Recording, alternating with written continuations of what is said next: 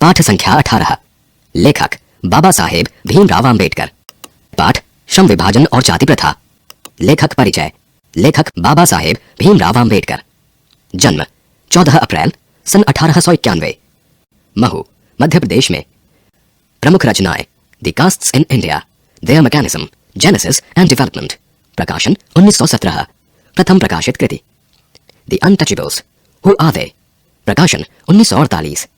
Who are the Shudras, प्रकाशन 1946। Buddha and his धम्मा, प्रकाशन 1957। Thoughts on linguistic states, प्रकाशन 1955। The problems of the rupee, प्रकाशन 1923। The evolution of provincial finance in British India, प्रकाशन PhD की thesis, प्रकाशन 1916। The rise and fall of the Hindu women, प्रकाशन 1965। Annihilation of cast, प्रकाशन 1936। Labour and parliamentary democracy, प्रकाशन 1943। Buddhism and communism, प्रकाशन 1956। पुस्तकें व भाषण। मूक नायक, बहिष्कृत भारत, जनता, पत्रिका संपादन। हिंदी में उनका संपूर्ण वाङ्मय भारत सरकार के कल्याण मंत्रालय से बाबा साहब आम्बेडकर संपूर्ण वाङ्मय नाम से 21 खंडों में प्रकाशित हो चुका है। निधन दिसंबर सन 1956, दिल्ली में। अगर इंसानों के अनुरूप जीने की सुविधा कुछ लोगों तक ही सीमित है, तब जिस सुविधा को आमतौर पर स्वतंत्रता कहा जाता है उसे विशेषाधिकार कहना उचित है। मानव मुक्ति के पुरोधा बाबा साहेब भीमराव आम्बेडकर अपने समय के सबसे सुपठित जनों में से एक थे। प्राथमिक शिक्षा के बाद बड़ौदा नरेश के प्रोत्साहन पर उच्चतर शिक्षा के लिए न्यूयॉर्क, अमेरिका, फिर वहां से लंदन गए। उन्होंने संस्कृत का धार्मिक, पौराणिक और पूरा वैदिक वाङ्मय अनुवाद के जरिए पढ़ा और ऐतिहासिक सामाजिक क्षेत्र में अनेक मौलिक स्थापनाएं प्रस्तुत की। सब मिलाकर वे इतिहास मीमांसक, विधिवेत्ता, अर्थशास्त्री, समाजशास्त्री, शिक्षाविद तथा धर्मदर्शन के व्याख्याता बनकर उभरे। स्वदेश में कुछ समय उन्होंने वकालत भी की। समाज और राजनीति में बेहद सक्रिय भूमिका निभाते हुए उन्होंने अछूतों, स्त्रियों और मजदूरों को मानवीय अधिकार व सम्मान दिलाने के लिए अथक संघर्ष किया। भारतीय संविधान के निर्माताओं में से एक डॉक्टर भीमराव आम्बेडकर आधुनिक भारतीय चिंतन में अत्यंत महत्वपूर्ण स्थान के अधिकारी हैं। उन्होंने जीवन भर दलितों की मुक्ति एवं सामाजिक समता के लिए संघर्ष किया। उनका पूरा लेखन इसी संघर्ष और सरोकार से जुड़ा हुआ है। स्वयं दलित जाति में जन्मे डॉक्टर आम्बेडकर को बचपन से ही जाति आधारित उत्पीड़न, शोषण एवं अपमान से गुजरना पड़ा था। इसीलिए विद्यालय के दिनों में जब एक अध्यापक ने उनसे पूछा कि तुम पढ़ लिखकर क्या बनोगे, तो बालक भीमराव ने जवाब दिया था, मैं पढ़ लिखकर वकील बनूंगा, अछूतों के लिए नया कानून बनाऊंगा और छुआछूत को खत्म करूंगा। डॉक्टर आम्बेडकर ने अपना पूरा जीवन इसी संकल्प के पीछे झोंक दिया। इसके लिए उन्होंने जमकर पढ़ाई की।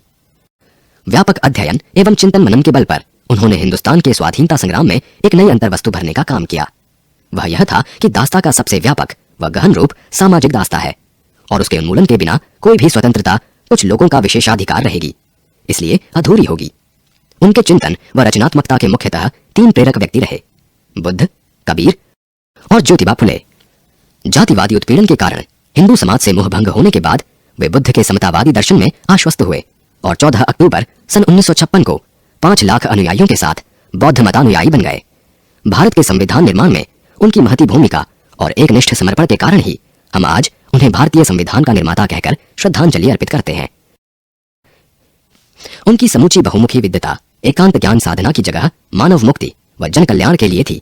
यह बात वे अपने चिंतन और क्रिया के क्षणों से बराबर साबित करते रहे। अपने इस प्रयोजन में वे अधिकतर सफल भी हुए। पृष्ठ संख्या 152। पाठ। यहाँ प्रस्तुत पाठ डॉक्टर आम्बेडकर के विख्यात भाषण एनिहिलेशन ऑफ कास्ट, प्रकाशन 1936 के ललई सिंह यादव द्वारा कृत हिंदी रूपांतर जाति भेद का उच्छेद के 2 प्रकरणों के तौर पर है।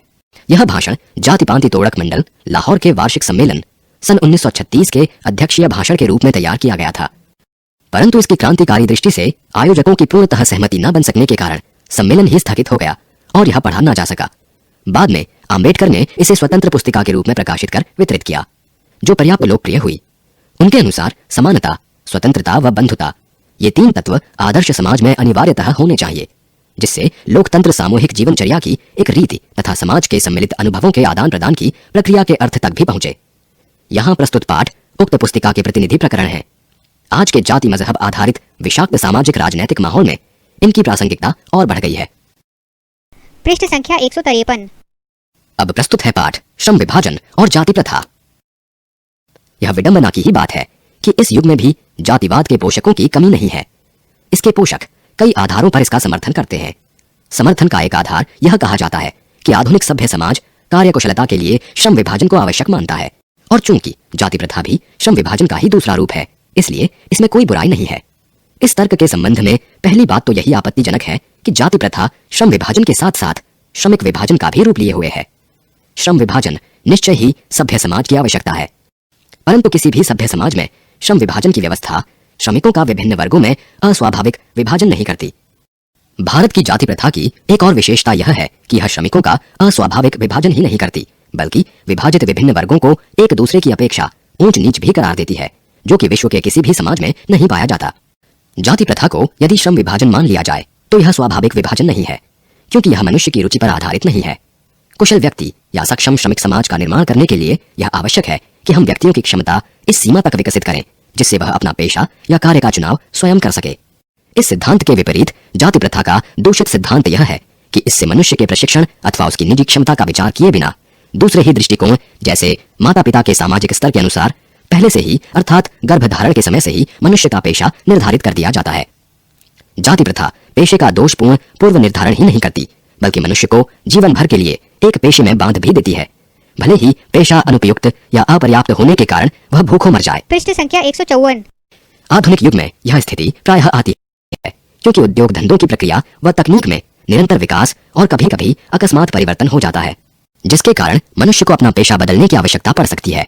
और यदि प्रतिकूल परिस्थितियों में भी मनुष्य को अपना पेशा बदलने की स्वतंत्रता न हो तो इसके लिए भूखों मरने के अलावा क्या चारा रह जाता है। हिंदू धर्म की जाति प्रथा किसी भी व्यक्ति को ऐसा पेशा चुनने की अनुमति नहीं देती है जो उसका पैतृक पेशा न हो, भले ही वह उसमें पारंगत हो। इस प्रकार पेशा परिवर्तन की अनुमति न देकर जाति प्रथा भारत में बेरोजगारी का एक प्रमुख व प्रत्यक्ष कारण बनी हुई है। इस प्रकार हम देखते हैं कि श्रम विभाजन की दृष्टि से भी जाति प्रथा गंभीर दोषों से युक्त है। जाति प्रथा का श्रम विभाजन मनुष्य की स्वेच्छा पर निर्भर नहीं रहता। मनुष्य की व्यक्तिगत भावना तथा व्यक्तिगत रुचि का इसमें कोई स्थान अथवा महत्व नहीं रहता। पूर्व लेख ही इसका आधार है। इस आधार पर हमें यह स्वीकार करना पड़ेगा कि आज के उद्योगों में गरीबी और उत्पीड़न इतनी बड़ी समस्या नहीं, जितनी यह कि बहुत से लोग निर्धारित कार्य को अरुचि के साथ केवल विवशतावश करते हैं। ऐसी स्थिति स्वभावतः मनुष्य को दुर्भावना से ग्रस्त रहकर टालू काम करने और कम काम करने के लिए प्रेरित करती है।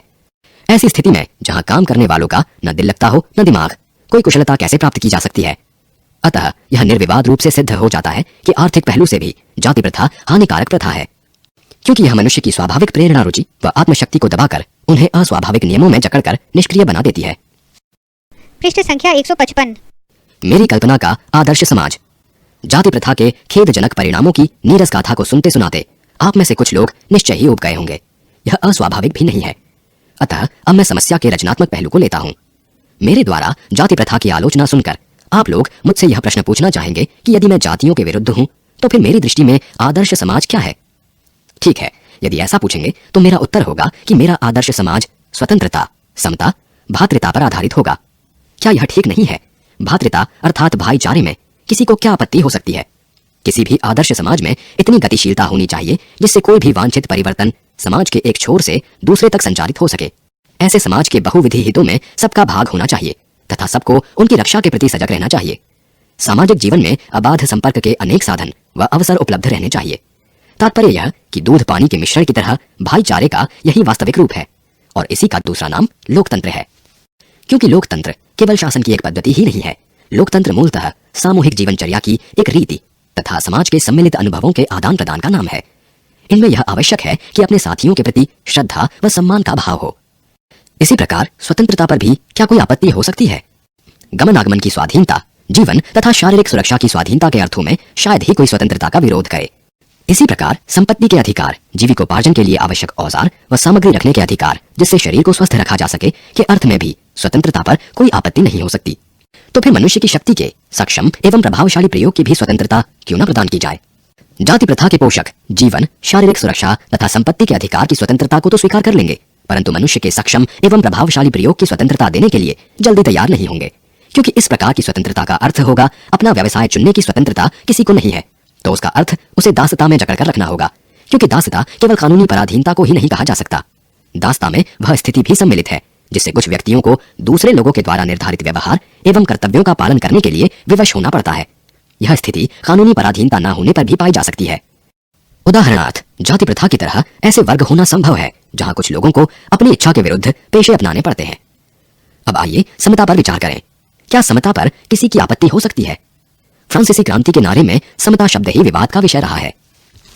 समता के आलोचक यह कह सकते हैं कि सभी मनुष्य बराबर नहीं होते, और उनका यह तर्क वजन भी रखता है, लेकिन तथ्य होते हुए भी यह विशेष महत्व नहीं रखता, क्योंकि शाब्दिक अर्थ में समता असंभव होते हुए भी यह नियामक सिद्धांत है। मनुष्य की क्षमता 3 बातों पर निर्भर रहती है। पहला, शारीरिक वंश परंपरा। दूसरा, सामाजिक उत्तराधिकार अर्थात सामाजिक परंपरा के रूप में माता पिता की कल्याण कामना, शिक्षा तथा वैज्ञानिक ज्ञानार्जन आदि सभी उपलब्धियां जिनके कारण सभ्य समाज जंगली लोगों की अपेक्षा विशिष्टता प्राप्त करता है। और अंत में तीसरा, मनुष्य के अपने प्रयत्न। इन तीनों दृष्टियों से निस्संदेह मनुष्य समान नहीं होते। तो क्या इन विशेषताओं के कारण समाज को भी उनके साथ असमान व्यवहार करना चाहिए? समता विरोध करने वालों के पास इसका क्या जवाब है? पृष्ठ संख्या 156। व्यक्ति विशेष के दृष्टिकोण से असमान प्रयत्न के कारण असमान व्यवहार को अनुचित नहीं कहा जा सकता।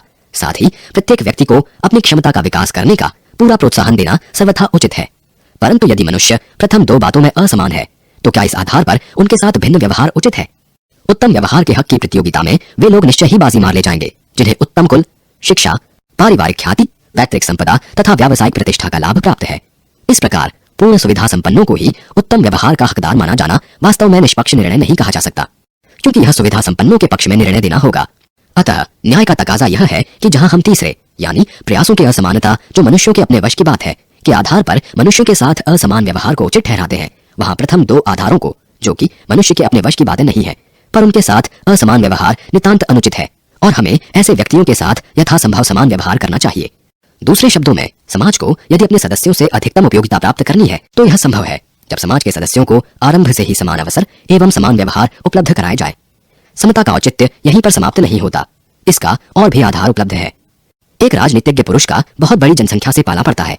अपनी जनता से व्यवहार करते समय राजनीतिज्ञ के पास न तो इतना समय होता है, न प्रत्येक के विषय में इतनी जानकारी ही होती है जिससे वह सबकी अलग अलग आवश्यकताओं तथा क्षमताओं के आधार पर वांछित व्यवहार अलग अलग कर सके।